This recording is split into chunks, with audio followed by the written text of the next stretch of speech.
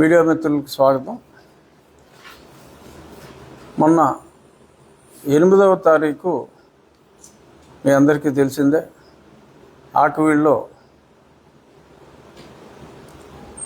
నేను అక్కడ ఎప్పుడో పురాతన 100 సంవత్సరాల పైబడిన రామాలయం సందర్శించడం జరిగింది.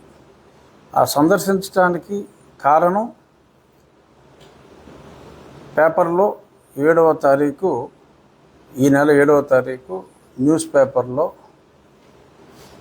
రామాలయం వార్త సాక్షి వైఎస్ఆర్ కాంగ్రెస్ పార్టీకి చెందిన పత్రిక అయిన సాక్షిలో రఘుకుల తిలక రారా అని పాటలు పాడుకుంటారు, కానీ రాముణ్ణి కాపాడుకోవటానికి రఘురాముడు ఏడి అనే విధంగా ఒక పెద్ద శీర్షికే అక్కడున్న ఆ దేవాలయం ఫోటోలు, రాముని కొంచెం దెబ్బతిన్న సీతారామ లక్ష్మణ ఆంజనేయ స్వామి విగ్రహాలు అన్నీ కూడా అక్కడ చూపెట్టడం జరిగింది. రామయ్య ఇటు చూడవయ్య అని టైటిల్. ఆ లోపల కూడా మ్యాటర్ అంతా చాలా స్పష్టంగా రాయటం జరిగింది. సాక్షి పత్రికలోనే మరింతలా రాముని గురించి, రాముని పట్టించుకునేవారు లేరు అని రాయటం కాస్త ఆశ్చర్యం అనిపించినప్పటికీ, నేను నిజాలు తెలుసుకోవటం కోసం ఒక టీంని, అంటే శుభ్రం చేయట్లేదు, కనీసం శుభ్రానికి కూడా నోచుకోలేదు అని అంటే, నేను మా అక్కడ పార్టీ వ్యవహారాలు అన్నీ చూసే ఉమా గారికి నేను ఫోన్ చేసి అది క్లీన్ చేయించాలి, సాక్షి పత్రికలో ఇలా వచ్చింది, కనీసం మరి రామాలయాన్ని మనం ఎన్నో దేవాలయాలు నిర్మించాలి, హరిజన మన దళిత వాడల్లో దేవాలయాలు నిర్మించాలి, తిరుమల తిరుపతి దేవస్థానం ఆర్థిక సహాయం కూడా చేస్తుంది అని ఓ పక్క ప్రభుత్వం చెప్తూ ఉంటే, ఉన్న ఆలయాలు కనీసం క్లీన్ కూడా చేయకపోవటం అనేది చాలా దారుణమా. వెంటనే క్లీన్ చేయాలి అని చెప్పి నేను ఆయనకు చెప్పటం, ఆయన క్లీన్ చేసే ప్రయత్నాలు జరుగుతూ ఉంటేనే మరి ఆ పక్కన కాలనీలో ఉన్నవారు మేమంతా దళిత క్రైస్తవులం అని చెప్పి వచ్చి అడ్డగించి వారిని తరిమివేయటం జరిగింది. ఎప్పుడైతే కనీసం క్లీన్ చేయడానికి కూడా ఒప్పుకోలేదో, ఇది కొంచెం విపరీతమైన పరిణామంలాగా నాకు అనిపించి నేను 8వ తారీఖు స్పాట్లోకి వెళ్ళటం జరిగింది. క్లియర్గా నేనే ప్రత్యక్షంగా చూద్దాం అని వెళ్ళటం, అక్కడ సీతారామ హనుమాన్ సమేత సీతారామ లక్ష్మణ విగ్రహాలు, అలాగే ఒక నందీశ్వరుని రాజ విగ్రహం, ఇవన్నీ కూడా అక్కడ చూడటం జరిగింది. కొందరిని నేను వెళ్ళి ముందే వాకప్ చేస్తే, ఎన్నో శ్రీరామనవములకి అక్కడ పానకం తీసుకున్నాం. ఎంతోమంది కొన్ని తరాల వాళ్ళు, అంటే ఇప్పుడు ఒక 70-75 సంవత్సరాలు ఉన్నవాళ్ళు, వారి చిన్నతనంలో ఆ గుళ్ళోకి ఎన్నోసార్లు వారి తల్లిదండ్రులతో, అప్పట్లో బహుశా అందరూ హిందువులుగా ఉన్న రోజులు కావచ్చు, మరి కాలక్రమంగా మరి చాలామంది మొత్తం మార్చుకొని ఉండవచ్చు. ఏదేమైనా 1932 రీసెటిల్మెంట్ రిజిస్టర్ 1932 అనేది ఈ ల్యాండ్ డాక్యుమెంట్స్ అన్నిటికీ అత్యంత ప్రామాణిక పత్రం. సో అందులో చాలా స్పష్టంగా అక్కడ ఇదిగో గుడి అని చాలా స్పష్టంగా రాసి ఉంది. సరే, కొంతమంది అరనీలి కోట్లు, అంటే కోట్లు అంటే కోట్ల నెంబర్ కాదు, కోటు వేసుకునేవాడు అని, నీలి రంగు అరకోట వేసుకుని నోటుకొచ్చినట్టు మాట్లాడుతున్నారు. అరనీలి కోటు మరి అది హిందువుల గుడి, ఏదో సమ్ దేవత అని ఏదో చెప్పినట్టుగా నాకు ఎవరో చెప్పారు. సో నీలి చిత్రాలు నేను పెద్దగా మరి నీలిరంగు కోటు వీడియోలు నేను చూడను, ఎవరో చెప్పారు. గతంలో చూసా, ఇంకా తర్వాత చూడటం మానేశాను. ఆ నీలి కోటు చెప్పిన దాంట్లో ఎవరో దేవత గుడి అన్నట్టుగా చెప్పారు. అతను అలా అన్నాడని. ఏదైనా గుడి అంటే చర్చ్ కాదు, గుడి అంటే గుడే. సో అక్కడ విగ్రహాలు ఉన్నది, రాముల వారి పురాతన విగ్రహాలు ఉన్నాయి, నందీశ్వరుని విగ్రహం కూడా ఉంది. సో అక్కడ దేవాలయ పునర్నిర్మాణం జరగాలి అని చెప్పి ఆ ప్రాంతంలోనే ఉన్న రామభక్తులు కోరుకున్నారు. ప్రభుత్వ పాలసీకి కూడా ఇది అనుగుణంగా ఉంది. రాముని దేవాలయం ఆరు హిందూ దేవాలయం ఉన్న ప్రాంతంలో కనీసం శుభ్రం కూడా చేయటానికి వీల్లేదు, అక్కడికి రావటానికే వీల్లేదు. ఈ ప్రాంతం అంతా వారి జాగీర్లాగా మరి ఒక సామాజిక వర్గం అలా మాట్లాడి ఇతర సామాజిక వర్గాల ఆర్ ఇతర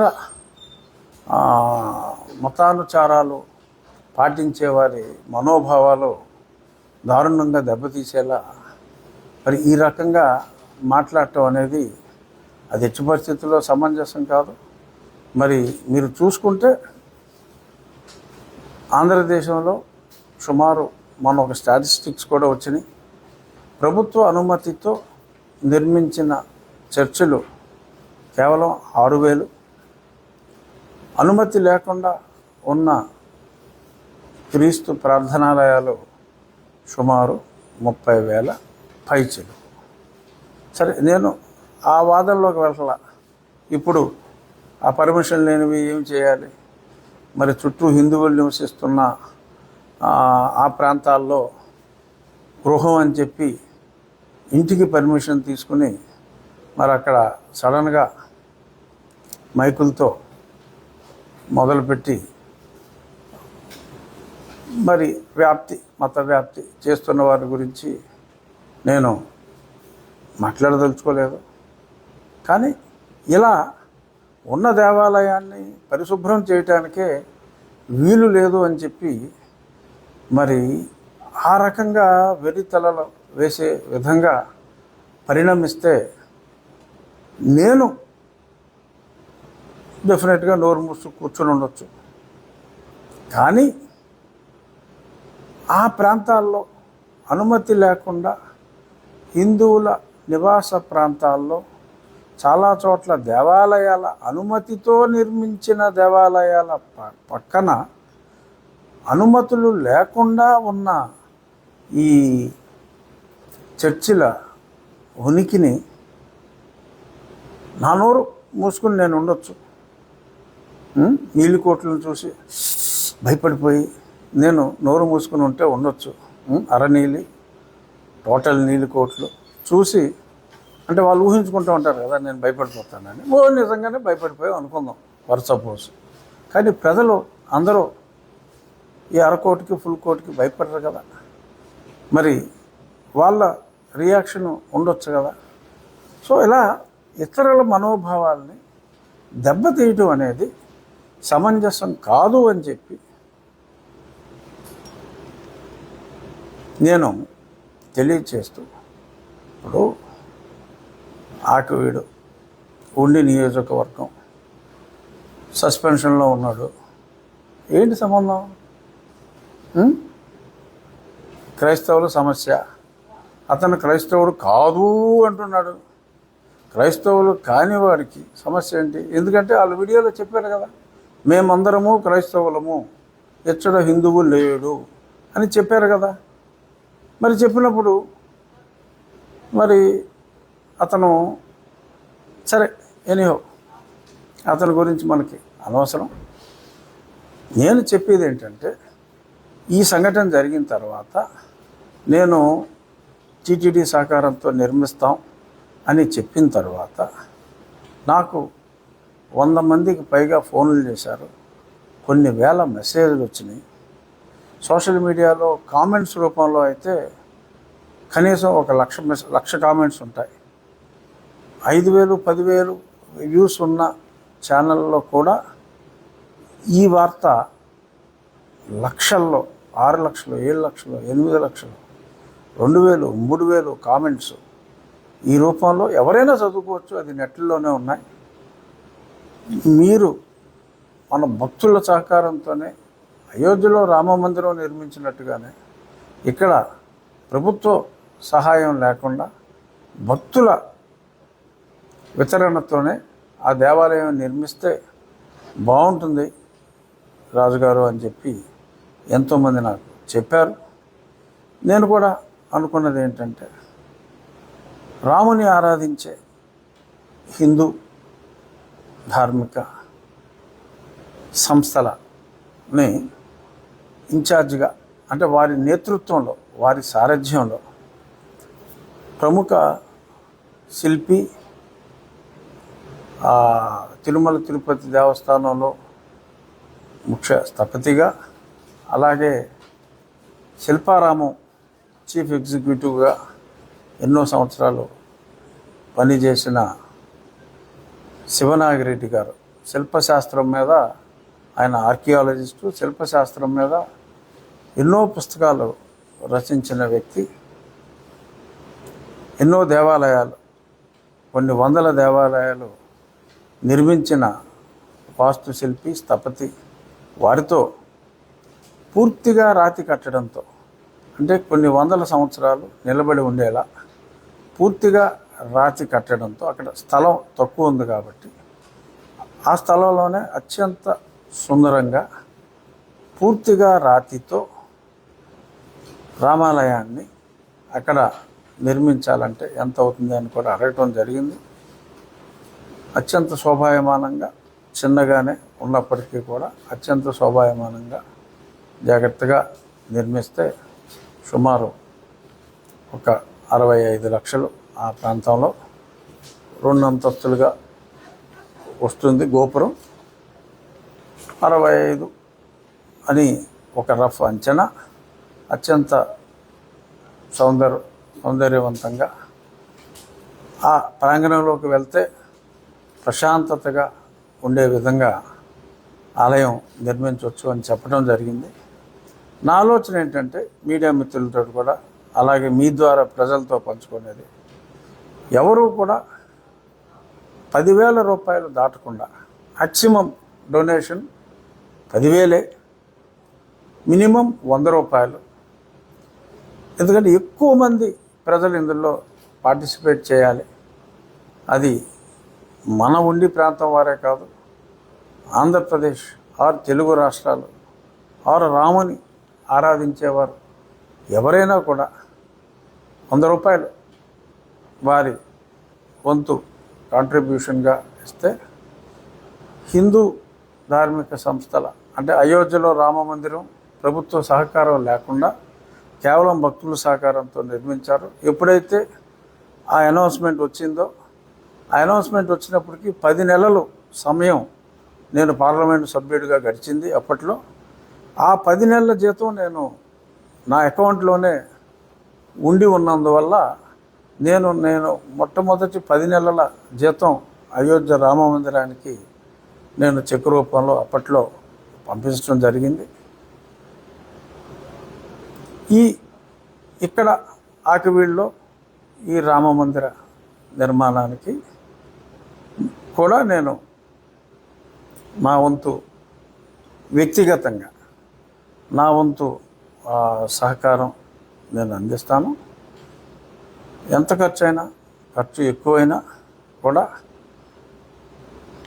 ఈ భక్తుల సహకారంలో ఎంత గ్యాప్ ఉంటే అంత గ్యాప్ కూడా నేను ఫిల్ చేస్తాను. గ్యాప్ ఉండే అవకాశం లేదు, ఎందుకంటే నాకు అంతమంది ఫోన్లు చేయటం జరిగింది.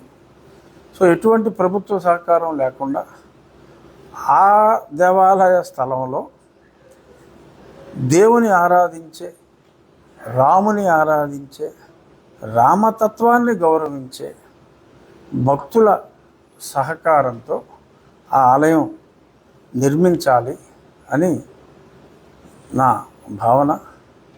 భద్రాచలంలో రామాలయం నిర్మించిన కంచర్ల గోపన్న రామదాసు కూడా చాలా కష్టాలు వచ్చినాయి.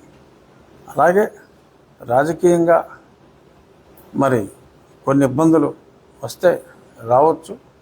సంకల్పం మంచిది.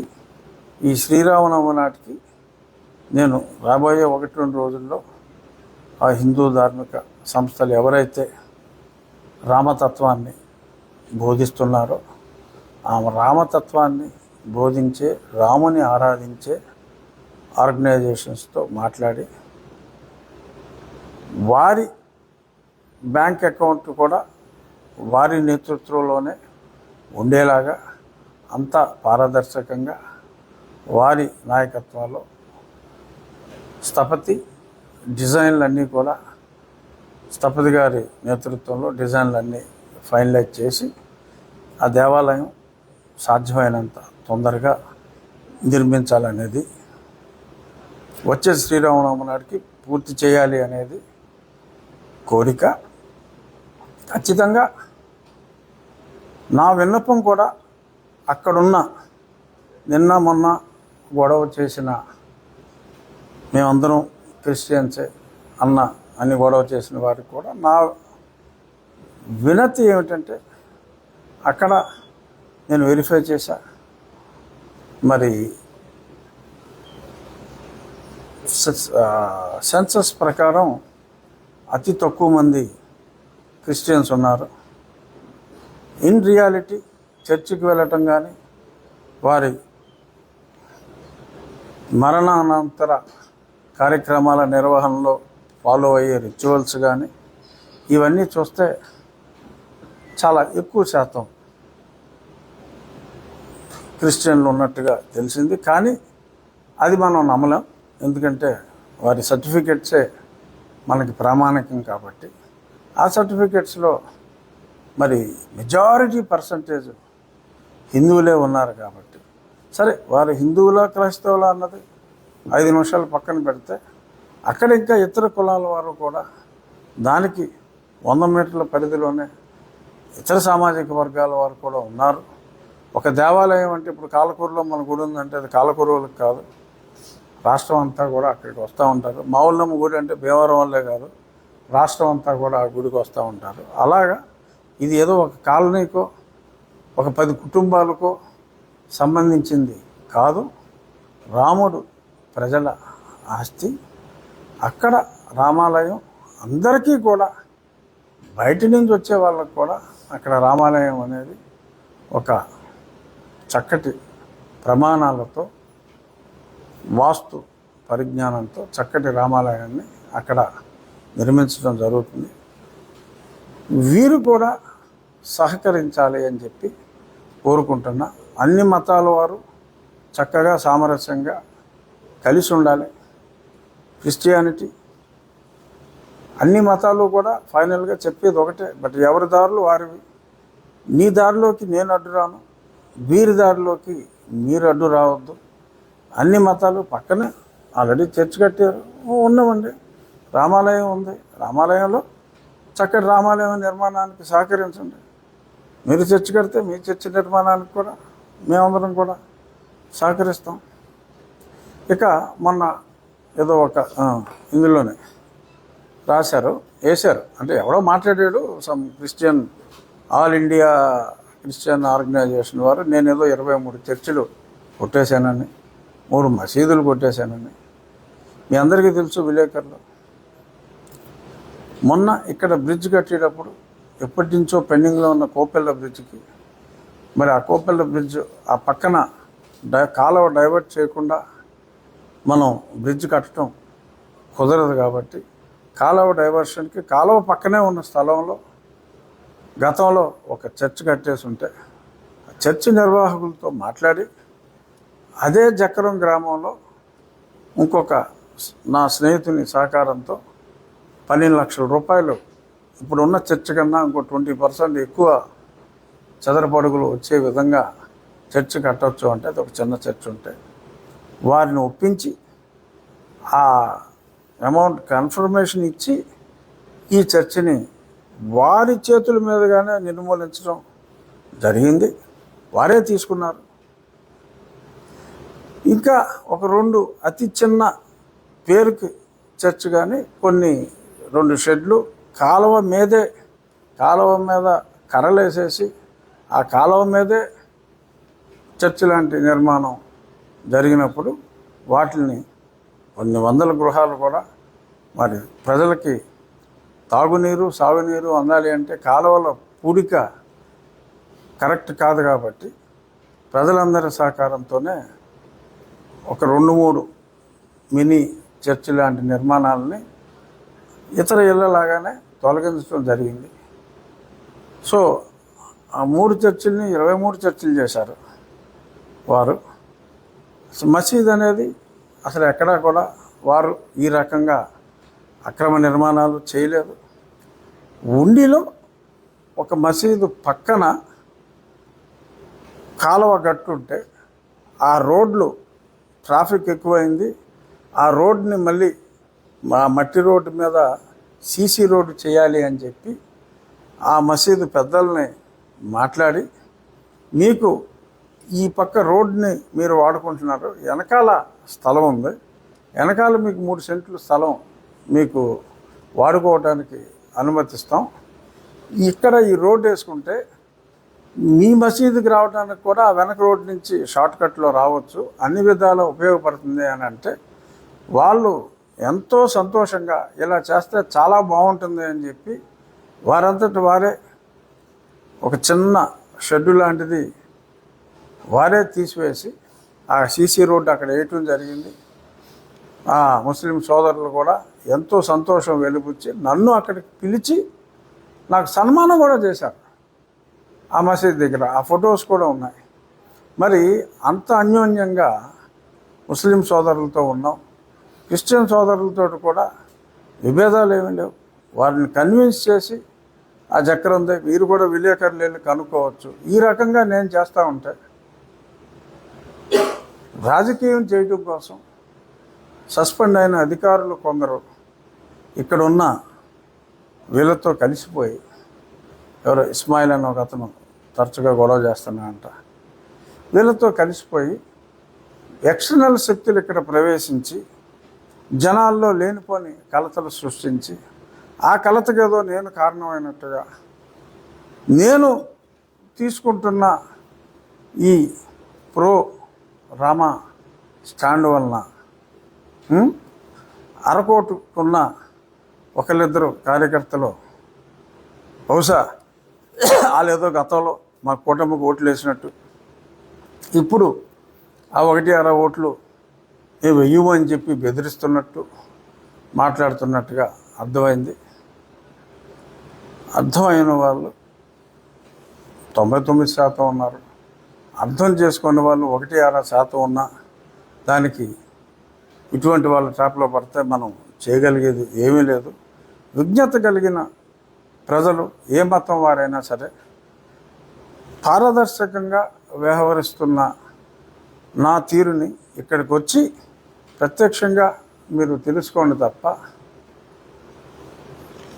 అరనీలి కోటు పూర్తి నీలి కోటు పేలే అవాకులు చవాకులు నా నియోజకవర్గం వరకు వచ్చి ఇక్కడ జరిగిన అభివృద్ధి ఏమిటి, ప్రజల అభిప్రాయం ఏమిటి, ఎవరో ఒకళ్ళిద్దరూ వాళ్ళ దగ్గర పేమెంట్లు తీసుకుని మాట్లాడే వాళ్ళ గురించి మాట్లాడే స్థాయి కూడా నాది కాదు. సో నేను అత్యున్నత రాజ్యాంగ పదవిలో ముఖ్యమంత్రి చంద్రబాబు నాయుడు గారు నన్ను నియమించారు కనుక ఇంతకు మించి నేను నా స్థాయికి తగ్గి వేరే వ్యక్తుల గురించి నేను మాట్లాడకూడదు. జస్ట్ ఒక హింట్ ఇచ్చాను, ఈ కుట్రలో మీరెవరో భాగం కావద్దు. ఎక్స్టర్నల్ ఫోర్సెస్ ఇక్కడ కుట్ర పన్నుతున్నాయి. అక్కడ ప్రజల సహకారంతో అత్యంత సుందరంగా పూర్తిగా రాతి కట్టడంతో చక్కటి రామాలయం, అంటే అయోధ్యలో నిర్మించింది పెద్ద రామాలయం, ఇక్కడ ఒక చిన్న రామాలయం 65 లక్షల రూపాయల సుమారు ఖర్చుతో ప్రజల సహకారంతో ఆకివీడులోనే అదే ప్రాంగణంలో నిర్మిస్తాం. దానికి మరొక్కసారి అక్కడున్న ప్రజలు, వారు క్రైస్తవులు కావచ్చు, హిందువులు కావచ్చు, ఏ కులం వారైనా కావచ్చు, అందరి సహకారం కూడా ఉంటే బాగుంటుంది అని తెలియజేస్తూ వచ్చే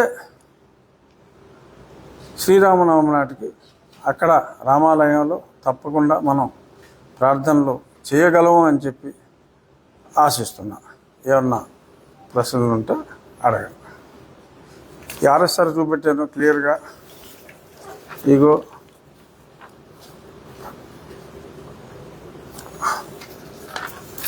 ఇది